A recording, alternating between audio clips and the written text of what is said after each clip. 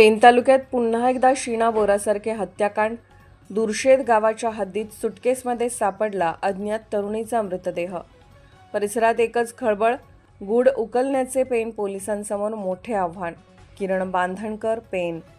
पुन्हा एकदा शीना बोरासारखे हत्याकांड झाल्यासारखा गूढ प्रकार पेन तालुक्यातून समोर आला आहे। पेन शहरापासून हाकेच्या अंतरावर असलेल्या दुर्शेत गावाच्या हद्दीत एक सुटकेस सापडली आहे। या सुटकेसमध्ये अज्ञात तरुणीचा मृतदेह सापडल्याने परिसरात एकच खळबळ माजली आहे। मुंबई गोवा महामार्गाचे चुनाभट्टी ब्रिज पासून पुढे थोड्या अंतरावर दुर्शेत गावाकडे जात असताना कुजल्यासारखा वास येत होता। काही स्थानिक ग्रामस्थांनी या ठिकाणी थांबून आजूबाजूला पाहणी केली असता रोडचे साईड पट्टीला लागून असलेल्या खड्ड्यात मोठ्या आकाराची सुटकेस बॅग आढळली। याच बॅगमधून दुर्गंधीयुक्त वास येत असल्याची खात्री झाल्यानंतर खरोशी गावचे पोलीस पाटील करुणा पाटील व पोलिसांना याबाबत माहिती देण्यात आली।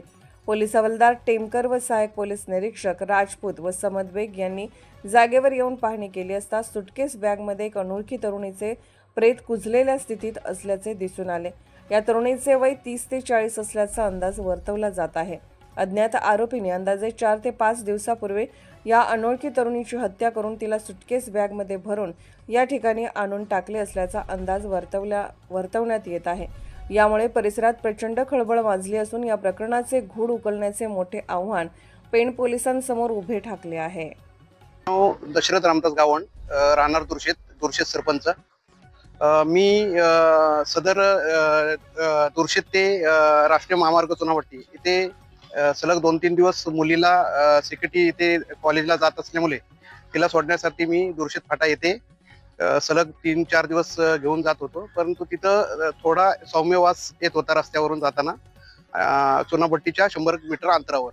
नंतर 4थ्या-5थ्या दिवशी तिथं उग्रवास थोडा वाढल्यामुळे मी सदर जागेची पाहणी करण्याकरता आम्ही रात्री 10:30च्या सुमारास मी सरपंच दशरथ गावण आणि माजी उपसरपंच शरद गावण या त्या जागेवरती गेलो आणि सदर जागेवरती गेल्यानंतर दुर्शेत रस्त्याच्या साईड पट्टीच्या बालगंगा नदीच्या बाजूला तिथे एक बॅग नजरेत आली।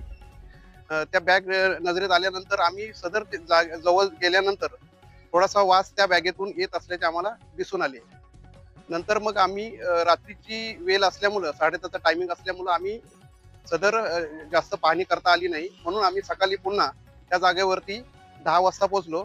सोबत खरोशी गावच्या पोलीस पाटील करुणाताई सोबत होत्या। त्यानंतर तिथे पाहणी केल्यानंतर आम्ही टेमकर साहेबांना सुद्धा फोन केला। टेमकर साहेब सुद्धा तिथे आल्यानंतर तिथे पाहणी केल्यानंतर थोडीशी चेन उघडी होती आणि चेन बॅगची उघडी असल्यामुळे तिथे निदर्शनास आलं की त्या बॅगेमध्ये केसांचा गठ्ठा दिसत होता। त्याच्यानंतर मग असे त्या केसांवरती एक चाप लावलेला सुद्धा दिसत होता। त्याच्यानंतर हे लक्षात आलं की ते मृत प्रेत हे महिलेचं असल्याचं आढळून आले। निलेश, आज दुर्शेत गावातील सरपंच दशरथ गावण यांनी सकाळी 10-10:30च्या सुमारास आम्हाला माहिती दिली की दुर्शेत फाटा येथे नदी किनारे बाळगंगा नदी किनारी एका सुटकेस मधून दुर्गंधीचा वास येतोय। तर त्याबाबत खात्री करण्यासाठी त्यांनी आम्हाला माहिती मिळाली। आम्ही तात्काळ स्टाफ सह घटनास्थळी गेलो होतो। त्यानंतर आम्ही ती बॅगेची पडताळणी केली, बॅगेची चेन वगैरे ओपन केली, तर त्यात आम्हाला एक अंदाजे 30 ते 40 वयोगटातील महिला जातीच्या एक प्रेत मिळून आले। ते कुजलेल्या अवस्थेत होते, जवळपास 4 ते 5 दिवस झाले असतील, म्हणून घटनास्थळी फॉरेन्सिक टीम वगैरे सगळं प्राचारण करण्यात आले। त्याबाबत वरिष्ठांना माहिती देण्यात आलेली आहे। तपास पथक वरिष्ठांच्या आदेशाने तयार करण्यात आलेले आहे आणि गुन्हा दाखल करून पुढील तपास करीत आहोत।